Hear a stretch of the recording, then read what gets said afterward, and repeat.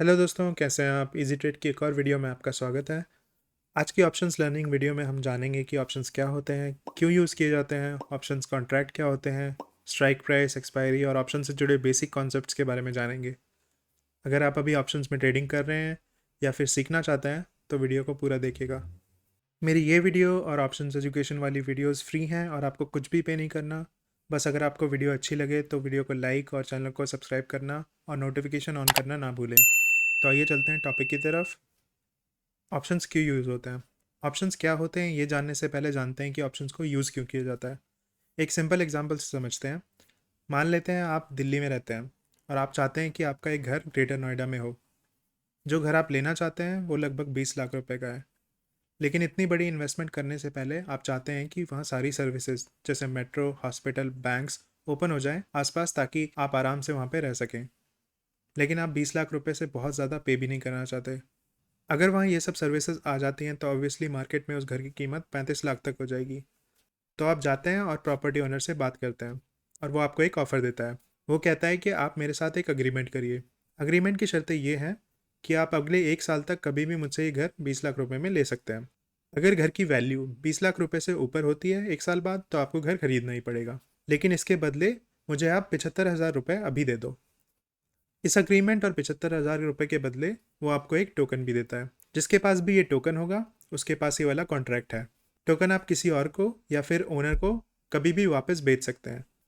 अगर घर का प्राइस बढ़ता है तो टोकन की वैल्यू भी बढ़ेगी, और अगर गिरता है तो टोकन की वैल्यू भी गिरेगी। और अगर घर का प्राइस सेम भी रहता है तो भी टाइम के साथ टोकन की वैल्यू कम होती रहेगी। तो अगर आप 1 महीने बाद टोकन वापस ओनर को देते हैं तो वो आपको 72,000 रुपये देगा। 3 महीने बाद देते हैं तो आपको 65,000 रुपये देगा। 9 महीने बाद देते हैं तो आपको वो केवल 40,000 रुपये देगा। और अगर आप 11 महीने के बाद वो टोकन वापस करते हैं तो केवल 30,000। तो जैसे जैसे टाइम बढ़ता रहता है टोकन की वैल्यू भी घटती रहेगी, अगर घर का प्राइस सेम रहे तो। जाहिर सी बात है दोनों पार्टीज़ को फ़ायदा होगा तभी ये दोनों कॉन्ट्रैक्ट बनाएंगे। तो आइए देखते हैं कि दोनों पार्टीज़ को क्या फ़ायदा क्या नुकसान है। तो अगर हम सबसे पहले बायर की बात करें, जो कि इस केस में हम हैं, घर का प्राइस अगर बढ़ता है 20 लाख से 30 लाख हो जाता है तो हमें 10 लाख का फ़ायदा होगा। अगर घर की वैल्यू थोड़ी भी बढ़ती है तो वो टोकन की वैल्यू भी बढ़ेगी, और वो टोकन हम किसी और को या फिर प्रॉपर्टी ओनर को वापस बेच के फ़ायदा कमा सकते हैं।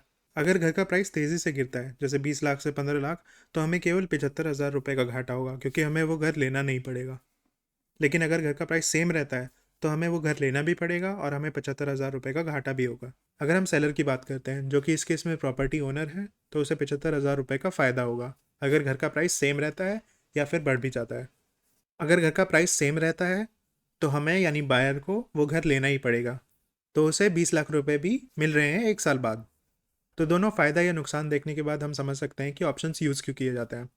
सबसे पहला यूज़ होता है ऑप्शन का रिस्क ट्रांसफ़र या फिर हेजिंग में। तो जैसे आपने देखा दोनों पार्टीज़, बायर और सेलर ने अपना रिस्क कम किया इस कॉन्ट्रैक्ट के ज़रिए और अपना रिस्क ट्रांसफ़र किया दूसरी पार्टी को। इसी को दोस्तों हेजिंग बोलते हैं फाइनेंस सेक्टर में, जब आप अपना लॉस या रिस्क कम करने के लिए पोजीशंस बनाते हैं। दूसरा इस्तेमाल होता है ऑप्शंस का स्पेकुलेशन में। कुछ लोग इस कॉन्ट्रैक्ट को स्पेकुलेशन के लिए भी यूज़ करते हैं। जो घर हम सोच रहे थे खरीदने का, वहाँ अगर सिर्फ एक बैंक भी बन जाता है तो घर की वैल्यू और टोकन की वैल्यू बढ़ेगी। अगर उस टोकन की वैल्यू 75,000 से 80,000 तक बढ़ती है तो आप वो टोकन किसी और को बेच के 5,000 रुपये का प्रॉफिट भी कमा सकते हैं। वापस आते हैं अपने असली टॉपिक की तरफ। ऑप्शंस क्या होते हैं? अगर आपको पिछला एग्जाम्पल जो हमने देखा वो समझ आया तो आप जान चुके हैं कि ऑप्शंस क्या होते हैं। ऑप्शंस बायर और सेलर का एक कॉन्ट्रैक्ट होता है कुछ कंडीशंस के साथ। आप इसे वो टोकन मान सकते हैं जो प्रॉपर्टी ओनर ने आपको दिया था कुछ कंडीशंस के साथ। आप बायर हैं और प्रॉपर्टी ओनर सेलर है।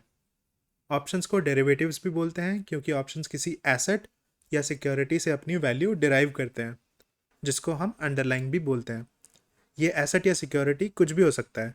स्टॉक्स, इंटरेस्ट रेट जो आरबीआई डिसाइड करता है, इंडेक्सेस जैसे निफ्टी या बैंक निफ्टी, या फिर फिजिकल चीज़ें जैसे गोल्ड या सिल्वर।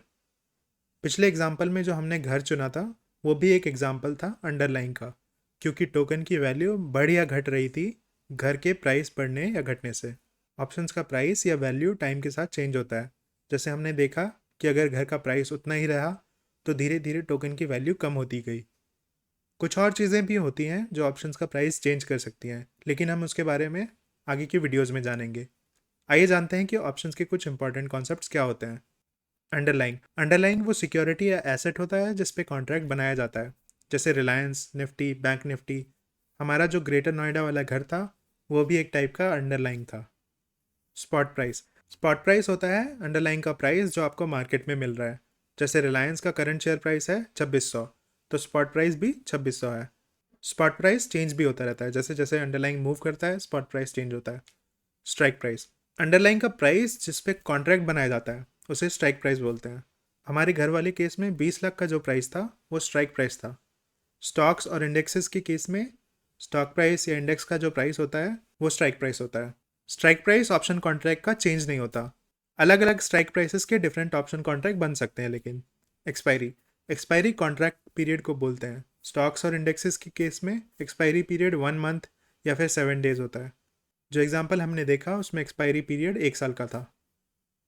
सेटलमेंट एक्सपायरी के बाद जब सिक्योरिटी या एसेट को सेलर बायर को फिजिकली दे देता है या उसके बदले पैसे दे देता है तो उसे सेटलमेंट कहते हैं। हमारे केस में प्रॉपर्टी ओनर जो कि सेलर है, बायर यानी हमें घर दे देगा 1 साल बाद।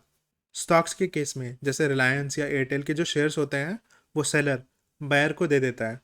इंडेक्सेस जैसे निफ्टी या बैंक निफ्टी को देखें तो वहाँ पे सेटलमेंट पैसे से होती है, यानी सेलर और बायर प्रॉफिट या लॉस के हिसाब से एक दूसरे को पैसे ट्रांसफ़र कर देते हैं। लॉट साइज अंडरलाइन की क्वांटिटी जो होती है उसे हम लॉट साइज बोलते हैं। हमारे एग्जांपल में लॉट साइज 1 है क्योंकि हम एक घर ही खरीदना चाहते हैं। स्टॉक्स और इंडेक्सेस के केस में लॉट साइज 1 से ज़्यादा भी हो सकता है। स्टॉक्स जैसे रिलायंस की बात करें तो रिलायंस का लॉट साइज है 250, और निफ्टी की बात करें तो निफ्टी का लॉट साइज है 50।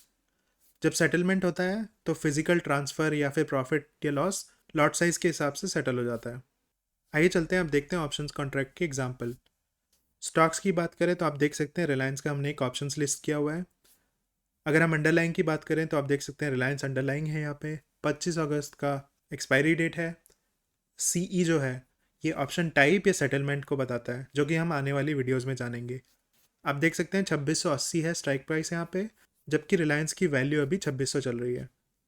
जो लॉट साइज होता है वो एनएसई यानी नेशनल स्टॉक एक्सचेंज डिसाइड करता है, जो कि रिलायंस के केस में 250 है। अगर हम इंडेक्स ऑप्शन को देखें तो इंडेक्स के केस में यहाँ पे निफ्टी है अंडरलाइंग, एक्सपायरी डेट सेम है 25 अगस्त। पीई जो है यहाँ पे वो भी ऑप्शन टाइप या सेटलमेंट बताता है, जो कि हम आगे वाली वीडियोज़ में देखेंगे। और स्ट्राइक प्राइस यहाँ पे है निफ्टी का 17,500, और लॉट साइज सेम एनएसई ने डिसाइड किया हुआ है निफ्टी का, जो कि 50 है। तो आइए दोस्तों, आप देखते हैं जो ऑप्शन कॉन्ट्रैक्ट के एग्जाम्पल्स अभी आपने देखे उन्हें आप अपने ट्रेडिंग प्लेटफॉर्म जो भी आप यूज़ करते हैं, यहाँ पे मैंने एंजल वन ओपन कर रखा है, पर आप अगर चाहें तो जीरोधा भी यूज़ कर सकते हैं। वहाँ पे आप इन ऑप्शंस को कैसे सर्च कर सकते हैं, तो यहाँ पे आप देख सकते हैं ये मेरा ट्रेडिंग प्लेटफॉर्म है। यहाँ पे मैंने रिलायंस का एक चार्ट ओपन कर रखा है, पर अगर आप सर्च करना चाहें तो सर्च बॉक्स में जाके आपको टाइप करना है रिलायंस, उसके बाद उसका एक्सपायरी 25 अगस्त 2022, और उसके बाद आपको एंटर करना है स्ट्राइक प्राइस जो कि है 2680 हमारा, और ऑप्शन टाइप सीई।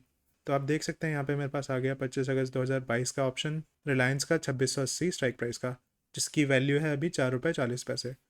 और यहाँ पे मैं इस ऑप्शन को बाय या फिर सेल कर सकता हूँ। अगर हम इंडेक्स ऑप्शन की ओर जाएँ तो यहाँ पे मैं एंटर कर रहा हूँ निफ्टी 25 अगस्त 2022 17,500 पीई ऑप्शन।